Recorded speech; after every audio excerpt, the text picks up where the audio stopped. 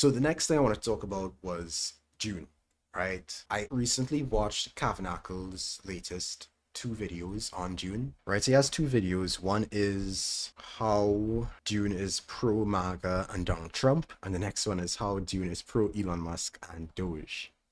Now, very clickbaity titles, but when I actually sat down and watched the videos, I think he made some solid points. Right, so this is the first video and this is the second video. I suggest giving both of them a watch. Just to be clear, off the rip, like this is not like I'm starting beef with this guy or anything. I barely know of his work. I've only just seen these videos and one or two others. I thought it'd be a useful launchpad to share some of my own thoughts on the kind of message and politics and philosophy behind Dune and my thoughts on how they interact with my philosophy and that kind of thing. So in case you didn't know, I am actually a really big fan of Dune. I'd wanted to read it from since before the first movie was announced, but I never got around to it. And then the first movie came out and I watched it and I was like, oh shucks, I should probably finally go and read the books. And so I did. And so I've read Dune, I read Dune Messiah, I read Children of Dune, I read God Emperor of Dune. I have not read Heretics of Dune yet, and I have not read Chapter House Dune. So I haven't read the last two books in the Dune series. Overall, I think it's one of the best sci-fi projects of all time. I appreciate even God Emperor of Dune with its lengthy conversations and digressions about politics and philosophy and the meaning of humanity. I appreciated all of that. It was sometimes a slog to get through, but it was really worthwhile, in my opinion. One of the reasons that I really appreciate and enjoy Dune is just seeing how it contradicts or aligns with my own personal philosophy and politics. You know, I think about these kinds of things all the time. The reason I started the channel was to share what I've been learning about various topics as I'm learning about them. And having that background and knowledge and having some sense of what my values are and what is my guiding principles and stuff has allowed me to enjoy and to really appreciate sci-fi, Dune included, on a level that I don't think I would have had I not had that foreknowledge. And Kavernacle kind of takes a similar stance because he studied international relations and things like that. And I think politics or something like that he said he also studied. And so that was kind of a way to get a grasp on some of the ideas being talked about in Frank Herbert's Dune series. As I know he's also a fan of the series, yeah. They saying it's a lot of bad takes Cav has had, namely the campus variety, but I'll say the flood and that. Yeah, I don't know what Kavernacle's positions are otherwise. I think he's some flavor of socialist or whatever, or leftist. I don't know how I feel about the term leftist, but I'm not going to get into all that. I'm more so interested in the points that he raises about Dune in this video. And yeah, along the line, Frank Herbert felt that feudalism was the default setting for humanity unless we fought it. And yeah, that's something that Kavernacle actually talks about in this video. It's something that I have thought about and something I want to get into. I've pre-watched both videos and it's particular sections of each video that I want to talk about. So for the first video, I just want to talk about its conclusion. It's what's going to happen. And what that means is humanity's future is now uncertain. What he saw was the extinction of humanity and now he can't see it. So humans are free and he's given them the lesson. Oh, by the way, spoiler warning for the Dune series. Governments, never trust bureaucracies. You've had it for 3,500 years. So never forget this. Never forget what Leto's piece was like. It stifled humanity. You are now free to go live on your own terms. You're now free to go away from centralized governments. And now the curse of the Romans has been broken finally after like 25,000 years. You do not have to live in this kind of government anymore. And Frank Herbert believes fundamentally this is what's best for humanity and humanity's survival. And this is the best way to live. And we're going to cover that in part 2 of this video where we talk about the Fremen, we talk about the native influence on the Fremen and the Arab influence on the Fremen, and fundamentally how he believes in techno-peasantry, a form of self-reliance using technology to survive without oversight from a centralized bureaucracy. And why I say the Dune books are pro-MAGA is that for the same reason that Frank Herbert was happy that Richard Nixon was such a bad president, and of course the Watergate scandal, he would be very happy with Donald Trump because he takes that to another level. He takes it to another level where no one can ignore it. No one can ignore how bad the system is. And all the corruption he would absolutely love. He would love it because he would say to people, here is your Leto. This is Leto II in human form, Donald Trump. You will never forget him. If you... Right, so just a bit of context. I'll go a bit deeper into this in a second, but Leto II is the son of Paul Muddy Atreides, and he is the guy who turns into a worm. That's what he's best known for, right? He's a guy who turns into a worm and he ends up ruling for like 3,500 years. He is basically pursuing the golden path, and the whole purpose of the golden path is to save humanity, quote unquote, by teaching humanity this brutal lesson that you cannot be reliant on the state. You cannot be reliant on this kind of centralized bureaucratic apparatus. And so the comparison Kavernacle is drawing here between Trump and Leto II, and I guess Nixon and Leto II, is that, yeah, these terrible leaders are opportunities, they are examples, they are instances where we can drive this lesson home that you cannot be reliant on these systems, that you cannot trust these systems, that look, this is what the system produces.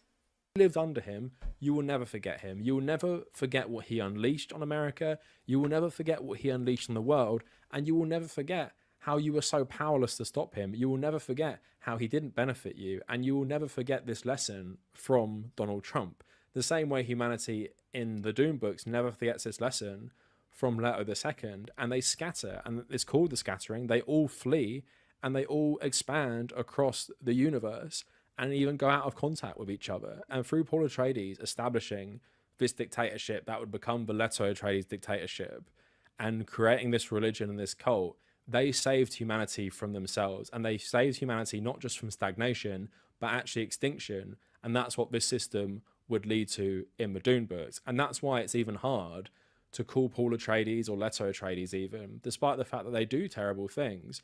And especially Leto Atreides personally does terrible things. It's hard to hold it against them when they're dealing with the scale of the survival of humanity. And like I said, it's like if Donald Trump was self-aware. If after Donald Trump's next term, he says, I knew the whole time I was bad, and like he was sincere, I did this to teach you a lesson, the United States. You cannot trust the government. You cannot trust us to save you. You cannot trust us to have your best interests.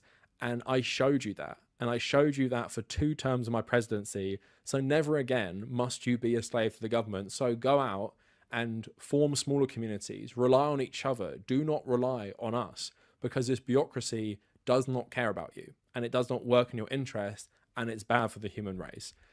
This is kind of like the issue that I take with the people who want to boil down the problems with the system to Trump, who want to boil down the problems with the system to Netanyahu, in the case of Israel, right? These men are byproducts of the system, right? If these men did not exist, similar men would take that position within the system, because the system has a logic beyond the ideological influence of particular men. Not to say ideological influence has no impact on what direction the system ends up going in, but to act as though the American empire, or to act as though the Israeli settler colony are the fault, or the excesses or the impacts of these empires and societies are the fault of individual men, is really stripping yourself of very necessary structural analysis. It is blinding yourself to the value of that analysis in how you navigate and how you strategize a solution, a way out, a way to liberate the people.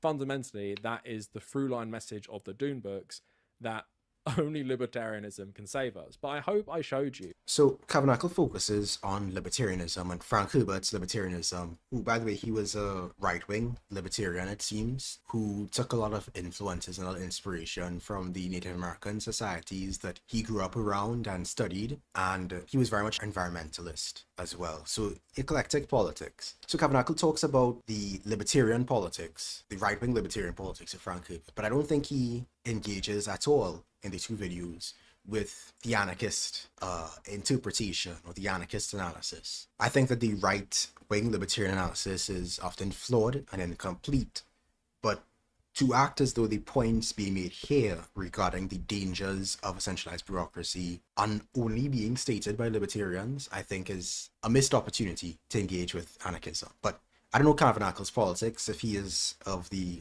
mainstream socialist variety, he may or may not be dismissive of the anarchist position. So, yeah. How so much of the Dune books is essentially just Frank Herbert's own politics. Like word for word nearly in some of those stolen journals. Word for word out of Leto Atreides' mouth. It is just Frank Herbert talking to you about what he thinks is wrong about the world.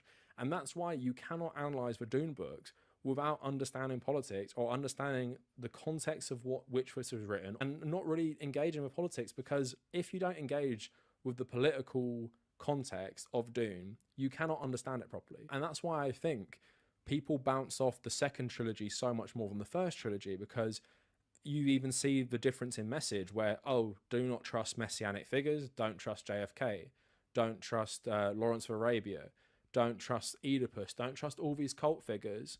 And then it changes into something where it's like the main character is this worm tyrant god who talks to you about politics all the time. And I personally like that book a lot, and I like the message, and I like analysing the message, even though I don't agree with it. But if you don't understand, like I said, politics, and you don't come at Dune willing to engage the politics, you're just not going to understand the message. And that's why so many people create a mythology around Dune about what it is when they don't actually understand what it's about, the same way with Lord of the Rings. So, like I said, from all of this together, from what he said about Nixon, from how Leto Atreides is essentially Frank Herbert in many ways, I do fundamentally believe that the Dune books can be seen in a pro-MAGA context. It's just not the way you'd think. It's not because he ultimately loves Donald Trump for everything he's done. It's more that he'd love what Donald Trump has said to America through him even being president.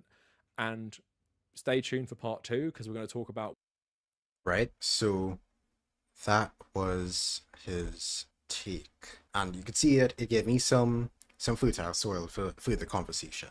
What I noticed about the Dune movies, at least my takeaway from them, obviously, art is in many ways subjective, so people can take away different interpretations, different readings. It's not necessarily that one reading is the correct reading. It's just that, at least in my opinion, some readings are closer to correct than others. My take on the Dune movies, and we'll see how it pans out in the third one, is that Villeneuve is pushing that messianic critical and authority critical interpretation, not in necessarily the anarchist sense, but in the sense that, you know, be careful, like you could still have authority, but be careful what this authority leads to.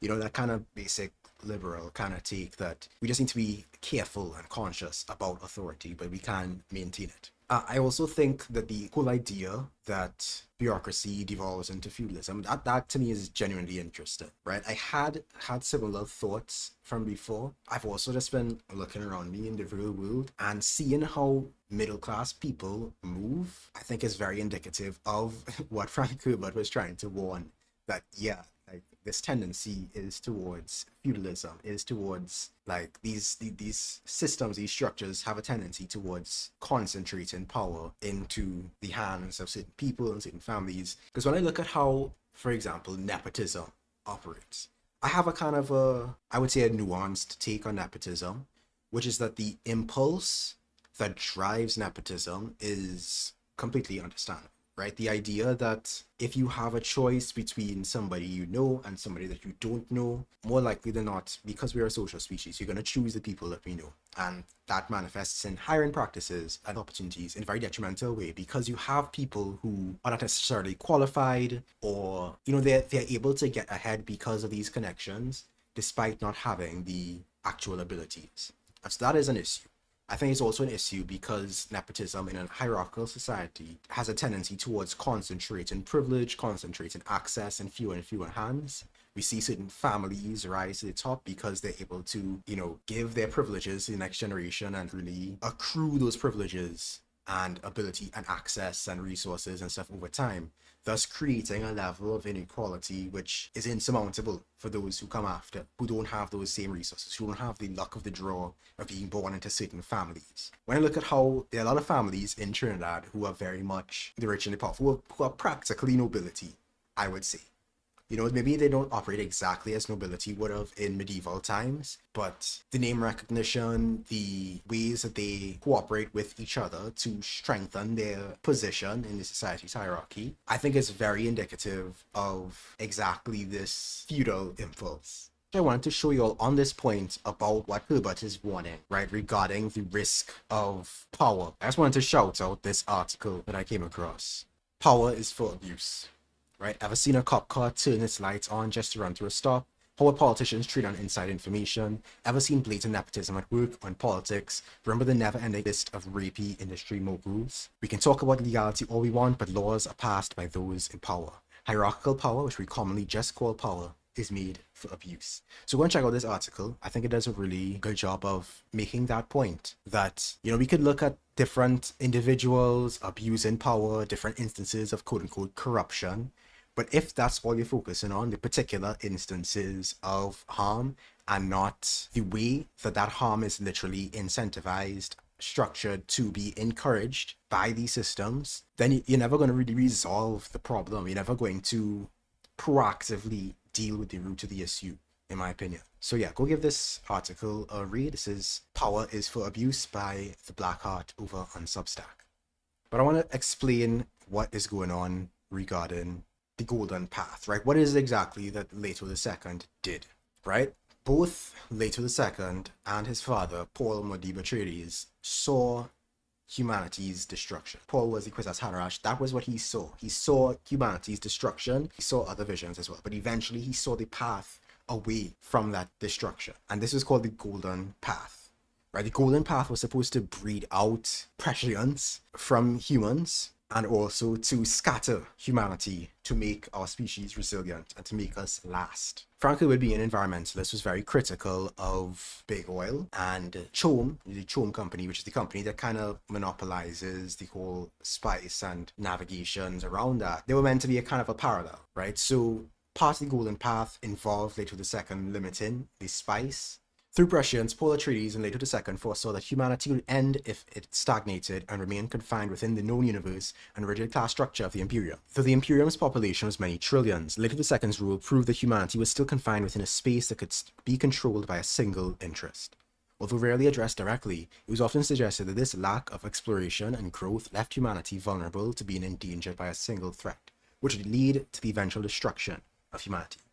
The conflict between humanity's stated desire for peace and their supposed actual need for volatility was the strong central theme of the entire Dune series, explored in every book after the first.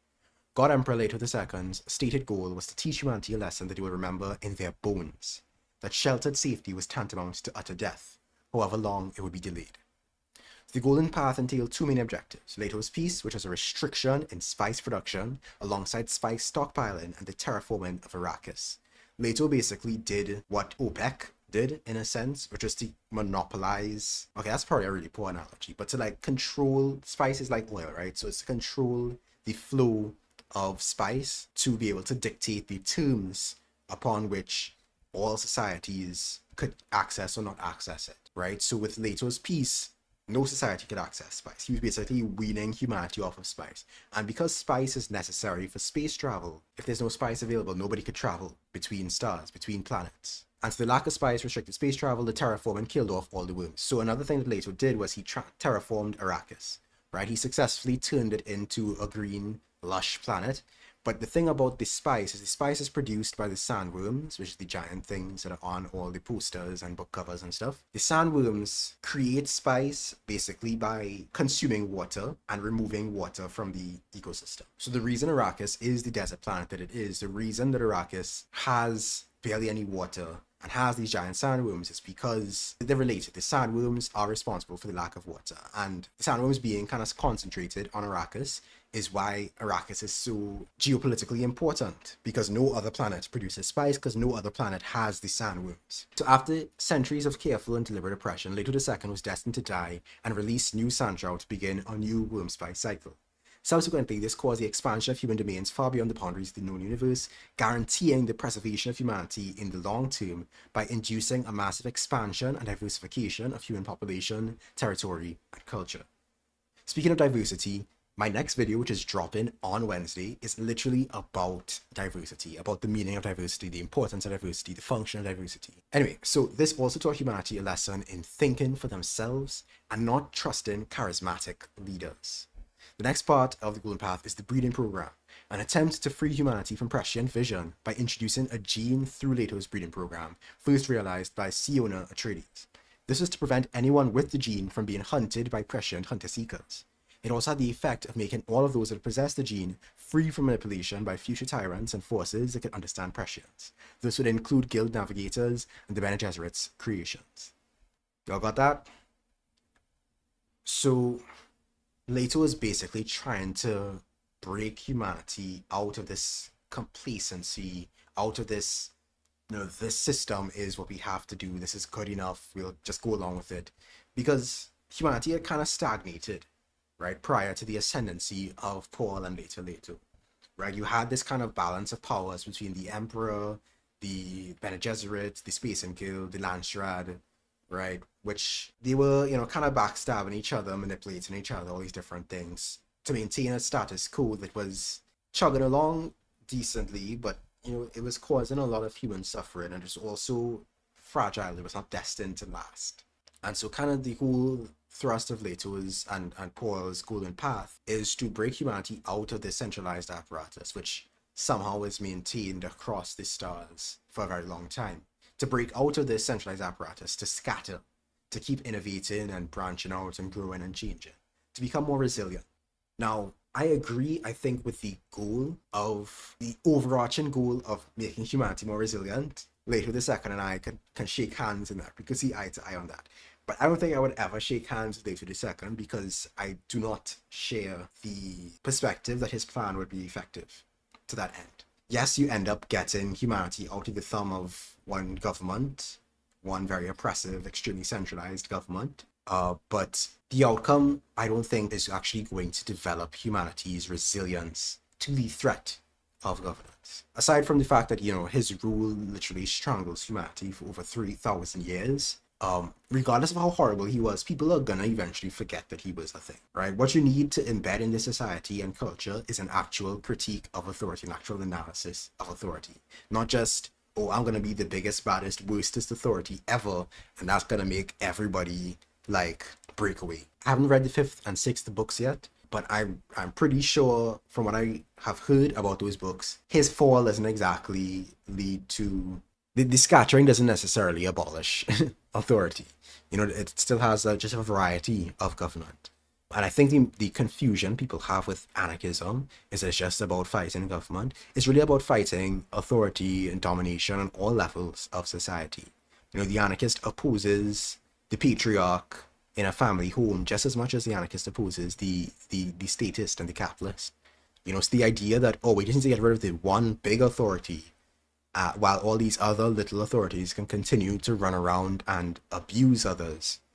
I don't think that works, right? If the aim is to develop our resilience, I think part of developing that resilience requires actually instilling within the culture and society a critique of authority. And so the breeding program, which is because of the whole eugenics and aspect of it, that gives a certain gene to Siona Atreides, which is one of the descendants by way of Leto II's sister, Ganima. She is resistant to prescience. She cannot be foreseen by the seances, right? Which tend to weaponize their prescience to govern and to manipulate and to control the populations. Right? And so by creating this gene, you create a population that cannot be kept under the heel of one government or one organization, one ruler, as would be possible with the abilities that prescience via the spice affords. But again, yikes, eugenics. And also, it's not just eugenics in the books too, it's like eugenics combined with incest, because Siona is a descendant of Ganima Atreides, but she's also a descendant of, as far as I can tell, multiple generations of Duncan Idaho interbreeding with the Atreides line. At the end of God Emperor of Dune, it's hinted that she and Duncan Idaho end up getting into a relationship after all, which means that she is basically, her descendants are the result of her having babies with a clone of multiple generations of her own ancestors, which is just really weird. Yeah. Very few people question the golden path, but the thing about the golden path is, it's flawed. It's not going to actually solve the issue if you take a moment to think about it and look at it. It's like Leto is taking control of the system to take a hammer to the system to kind of anticipate his own death. But, the system may end up collapsing in the form of his totalizing rule. But the structural elements that have upheld that system are not going to wither away just because one man no longer exists, right? Right. So I just want to get into the next of the videos that Kavernacle had, because I had some thoughts on some of the things he was saying in that one too. There are a lot of things that are done by professional educators to convince the children in their custody that their families are a pack of jerks that don't know up from down. You know this is true. And undermining the influence of the family is one of the most dangerous things any society has ever done. And we're paying the piper right now for a lot of that. Education and the family should have been in cooperation for a long, much longer time. Our mistake is taking away from local control. Right, so that's Frank Herbert. That's a quote from Frank Herbert, FH. I've kind of shared my stance on family and the concept of family before, and this is where anarchists have disagreement with the quote-unquote libertarians of the right-wing variety. Right, and the rest of the world, libertarians are just another word for anarchist, just like mutualist is another word for anarchist. But in America, they have this kind of thing where libertarian means this kind of form of just anti-state, but conservative variety. And that's the problem with this anti-state but conservative variety is that it fails to analyze the other structures, the other authoritarian structures in society, family sometimes being among them. And so if you're curious about that, you could check out my critique of the family in Rethinking the Family. That's a video on my channel, you can go and search for it. But yeah, this is my problem with a lot of the right-wing libertarians, is that you have all these critiques of the states, of the bureaucracy, of centralized power, but then you don't have any critique of other abuses like patriarchy and the family and capitalism, you know? This is my basic objection to federal aid to education, even the state aid to education. I think education, the cost of it, everything, ought to be kept as close to home, and I mean that in a traditional sense, as possible. Sure, we're going to make mistakes this way, but the basic thrust of the society, the moral structure upon which the society performs its other acts, will remain intact. Now we've broken it all. The alternatives to this, the powerful centralized control in a society where an increasingly violent energy is available to smaller and smaller groups, now you recognize this as true, don't you? No, those aren't the late night ramblings of your libertarian uncle on Facebook. Those are the words of Frank Herbert, who was a conservative libertarian himself. And in this video, we're going to be talking about why he would have ideologically, in many ways, supported Doge, Elon Musk and Donald Trump's reforms, let's say, to the federal government, which included gutting a lot of federal aid, welfare programs, things like funding for education, even though Elon Musk and Donald Trump framed it as stopping things like fraud and ultimately making the government more efficient. It seemed to be just a general ransacking of the government, giving massive handouts to Elon Musk and Trump's buddies while gutting the programs that so many Americans rely on. But even if the intent was something maybe Frank Herbert wouldn't. Right, so this is where I disagree with Frank Herbert. Let's say you're trying to develop local resilience, you're trying to develop a level of horizontal interreliance rather than reliance on the state. I don't think that just gutting these social programs is going to develop that. In an indirect sense, sure, maybe some people will respond to the gutting of these programs by looking around and finding connections within their community to meet these needs. I just think that you should probably be looking to meet these needs horizontally first, developing these systems and structures first. Simultaneously, then you could look to targeting the state itself. Right, just ripping away the support systems and having nothing in its place, just saying, yeah, now go and fend for yourselves. That's not the anarchist approach. The anarchist approach is building systems that are alternatives to the few benefits that the state provides people, that the state giveth, and that the state just as easily and just as often taketh away. People dying. And you can see it's pretty similar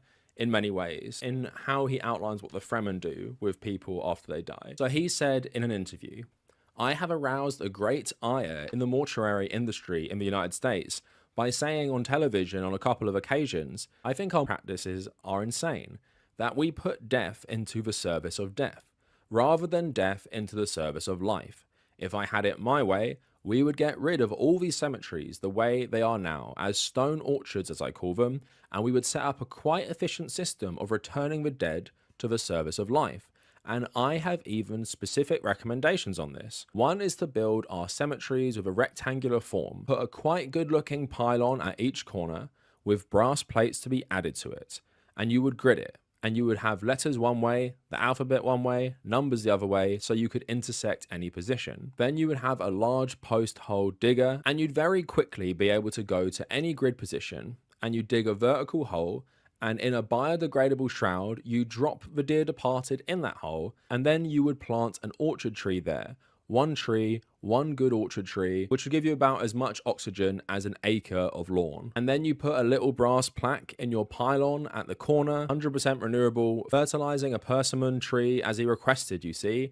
And this makes a lot more sense than what we do. It's a lot less expensive, a lot easier to maintain, and it has a lot more happiness built into it. Long-term happiness. But I have received some nasty phone calls and letters for suggesting this. So although not completely the same, you can see how they are very similar. In one case, you have this desert people who will take the water of a body and they will pour it into these massive wells and they will keep it for the restoration of their arid environment, including, I'm guessing, also watering things like trees. And then you have Frank Herbert himself saying that when you die, your body should essentially be composted so it can help fertilize trees and things that help produce more oxygen, and death should be in the service of life.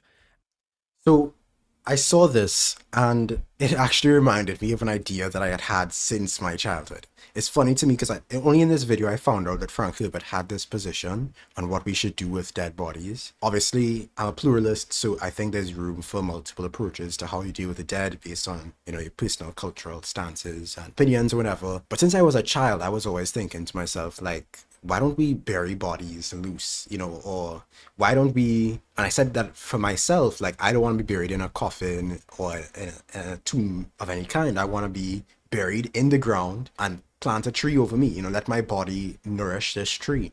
And so it's kind of cool to me that Frank Herbert shared this perspective on how we should deal with the dead, because I really do believe that the way we have decided to process the dead and deal with the dead and bury the dead in these cemeteries and these boxes, boxes that I see in Trinidad tend to be biodegradable, but I'm aware that they're also like steel boxes and other plastic boxes and different things that are not biodegradable, the people being buried in. And I'm just like, I think as he said, death should be in service of life. Like, why are we as humans separating ourselves from the cycle of life by processing our bodies in these unnatural ways, right? And there is actually, if I remember correctly, when I got older, I did find there was some kind of company that was doing that was like creating coffins that were biodegradable and kind of shaped like a seed pod. Yeah, so you bury people in something like this, right? And you have the plant being planted over it and enjoying the nutrients of that life, enriching the soil. Anyway, back to the video.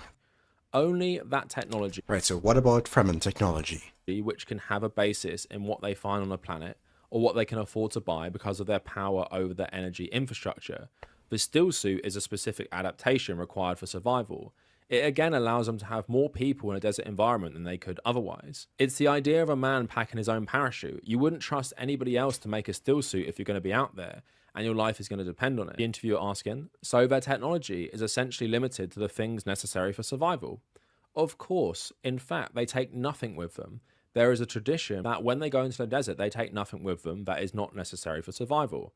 That's the limit of their possession. So Frank Herbert there was saying he based a lot of the Fremen on Inuit peoples and North American native peoples. And as we spoke about in the last video, he did have relationships with Native Americans when he was younger in Oregon, and he also studied them a lot when he was older.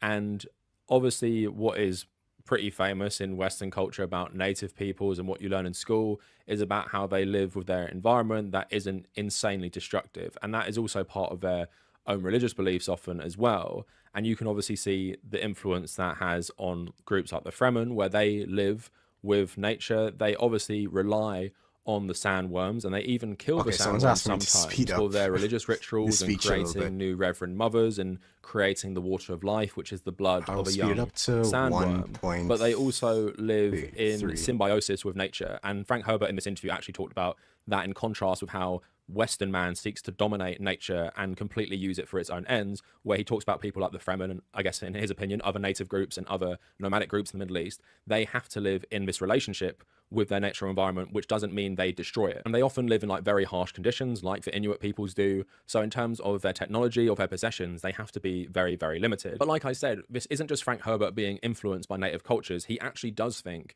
this type of way that the natives lived in different parts of America, or the Fremen live in his books, is something more to aspire to. And he calls that techno-peasantry. So there's an interview he did in 1981, this on Mother Earth News by Pat Stone, where he talked about... Right, so he's gonna get into the kind of techno-peasantry position that Frank Herbert has. And it actually reminded me in some ways, not in all ways, it reminded me in some ways of the kind of tech critical approach that I try to take. And I'll get a bit more into my reasoning behind that tech critical approach later on in the stream. But one of the main points that I want to raise here is that techno-peasantry, at least as Frank Herbert defines it, I think actually has some overlap with Ivan Illich's ideas. All right, but let's listen to Kavernacle describe techno-peasantry first, and then we'll talk about that a bit more. Or certain nomadic groups. So Frank Herbert saying, the bulk of science fiction authors, and there are some notable exceptions to this rule, are heavily into what I call the technological toy syndrome. Writers and scientists who believe that technology alone can solve problems have fallen into a common scientific fallacy, the belief that science can answer any questions in absolute terms, that it's possible to reduce phenomena to one explanation that will operate in a vacuum. I feel that, as communication systems improve, people won't be so dependent on the often one-sided reporting of the conventional media for their information. Folks will see that we can take control of some social functions now handed by big government, schools, taxes, whatever, and that the bigger and stronger is always more effective idea is a phony bill of goods. So I see an evolutionary movement towards a certain kind of fragmentation, and not just because of improvements in communication. The interviewer asking, what other factors do you think will influence this decentralization? See, Frank Herbert is a right-wing libertarian. As is typical with them, they don't have a consistent critique of authority. So he's like, yeah, let's just decentralize taxation rather than questioning whether the functions of taxation can be directed elsewhere or can be fulfilled by other means.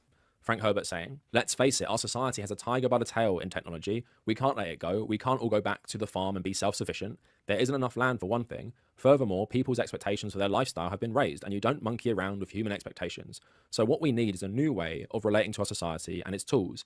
And it was in an attempt to envision just such a change that some 15 years ago, I coined the phrase techno-peasantry. This involves drawing support from technology, but doing so imaginatively. We have to ask the question, what elements of technology should I use and how should I use them? A peasant knows, you see, when and why to grab a shovel or a hoe. In the same way, we have to think about our own relationship to the complete environment, our own values and technological options, and make decisions consciously. Too often today, people don't examine or question their basic assumptions.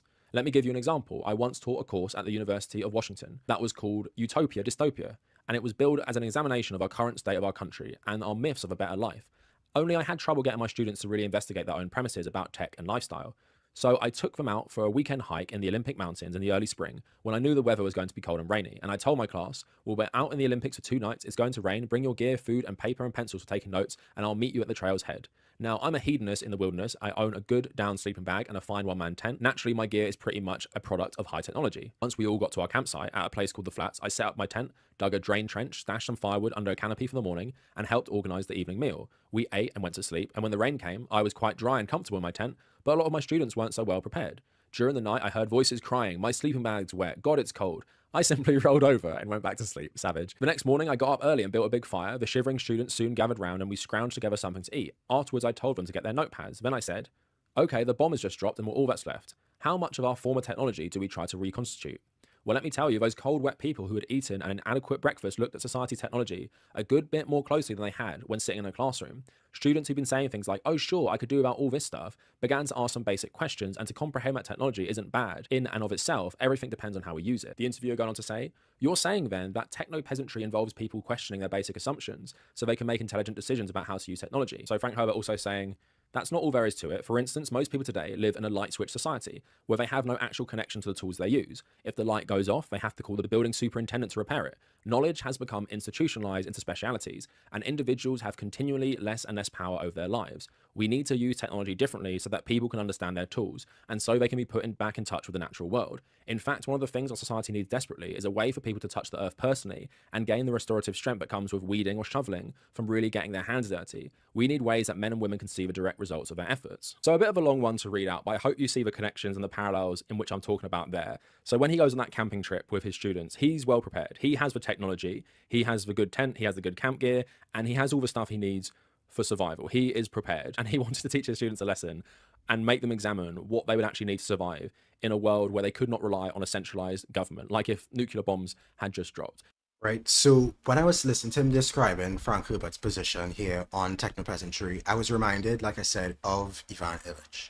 As far as I can tell, Ivan Illich and Frank Herbert never met, even though they were contemporaries. They lived in the same time period. Illich published The School and Society in 1971. Frank Herbert first published Dune in 1965, so they were a couple years apart in their publishing, in their activity. And they seem to have come to similar conclusions because both of them were very critical of just blindly embracing technology and technological progress.